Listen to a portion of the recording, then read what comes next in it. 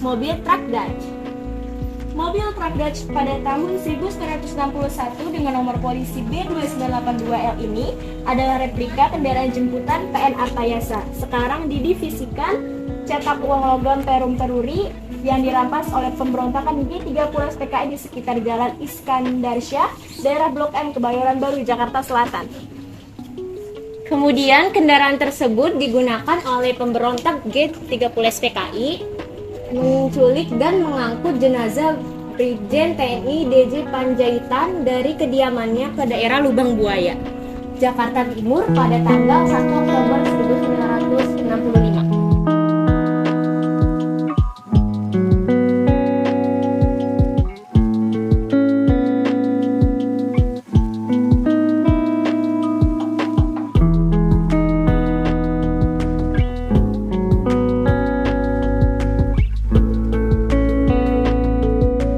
Halo semuanya, balik lagi di aku deh. Sekarang aku udah ada di dalam Museum Monumen Pancasila Sakti. Sekarang aku bersama dengan Bapak Rahman. Bapak Rahman bisa untuk memperkenalkan diri terlebih dahulu. Nama saya Rohmat, pekerjaan saya anggota TNI AD dan dinas di Monumen Pancasila Sakti sini. Oke, baik. Nah, jadi gini guys, Bapak sebelumnya saya mau nanya nih, Bapak tuh tinggal di mana sih Pak dan asalnya dari mana? Asal dari Jawa Tengah, tinggal di wilayah Jakarta Timur. Ya, dari Jakarta Timur guys. Oke, jadi saya akan menanyakan pertanyaan nih Pak. Kira-kira tahun berapa sih Monumen Pancasila Sakti ini tuh didirikan? Ya, Monumen Pancasila Sakti ini dibangun mulai tahun 1967 ya, itu. Oke, baik. Terus kira-kira kapan sih nih Pak diresmikannya Monumen Pancasila Sakti nih Pak? Diresmikannya pada tanggal 1 Oktober 1972 oleh Presiden Soeharto. Oke, terus kira-kira tujuan dibangunnya Museum Monumen Pancasila Sakti itu apa sih Pak?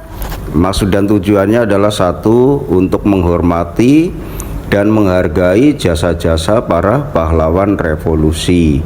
Yang kedua, untuk mengingatkan kepada seluruh bangsa Indonesia, khususnya kepada generasi muda seperti kalian ini ya, agar mewaspadai bahaya laten komunis sehingga peristiwa pemberontakan PKI tidak terulang kembali.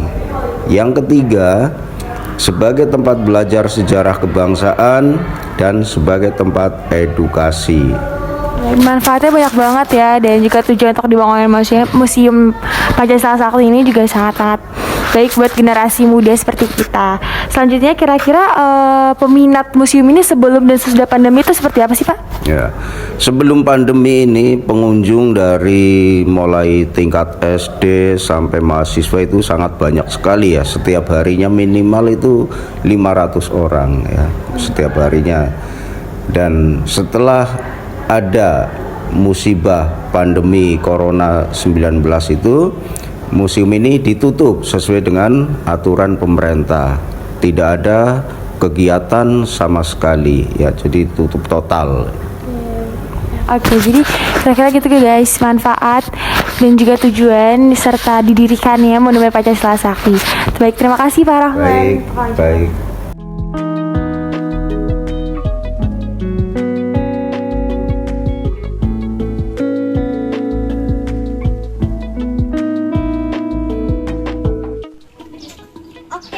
Jadi kita sudah berada di depan mobil dinas TNI Jenderal Ahmad Yani nih guys.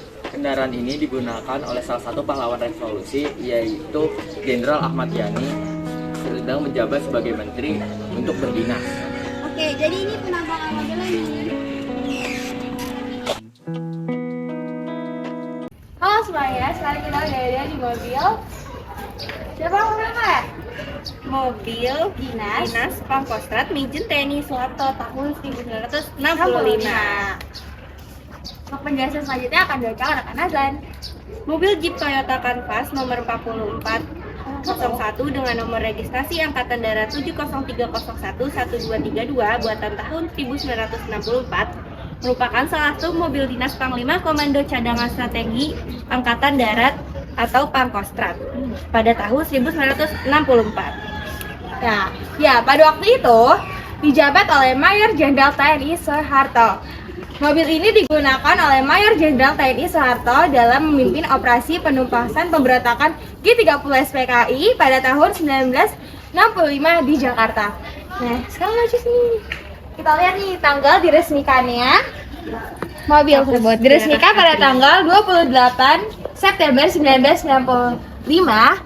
Kepusejaraan ABRI oleh Bapak Slamet Sugijardjo, Presiden TNI Indonesia pada masa tersebut.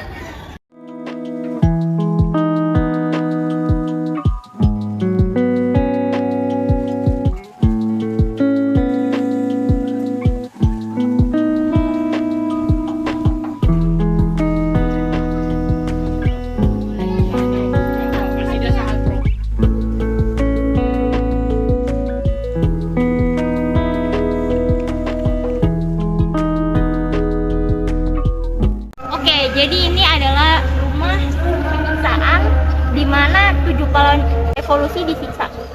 Di dalam sini terdapat diorama yang dibuat berdasarkan hasil berita acara pemeriksaan.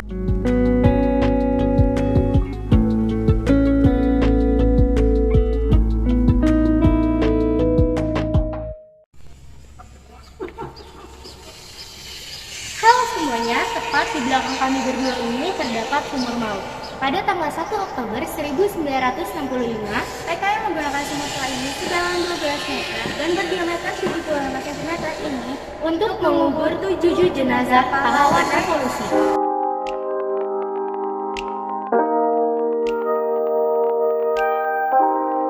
Guys, jadi kita udah sampai di depan satu monumen Pancasila Sakti.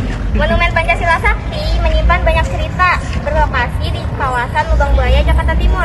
Monumen Pancasila Sakti dibangun untuk mengenang 7 pahlawan revolusi yang menjadi korban dalam peristiwa Gerakan 30 September atau dikenal dengan G30 SPKI. Nah, 7 pahlawan tersebut ada Jenderal Ahmad Yani, Jenderal F. Parman, Jenderal Suprapto, Jenderal Sutoyo, Jenderal M.T. Haryono, dan Jenderal Panjaitan.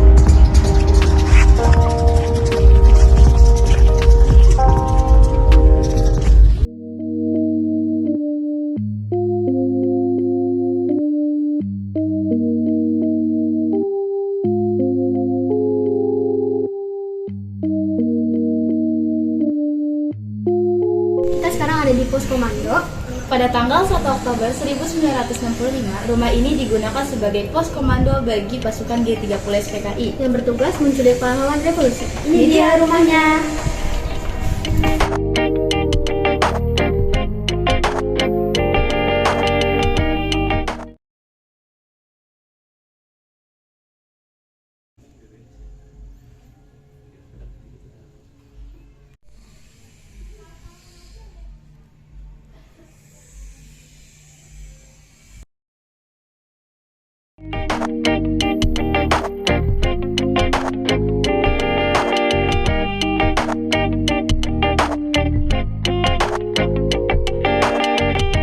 Oke guys, sekarang kami sedang berada di dapur umum di era pemberontakan G30 SPKI.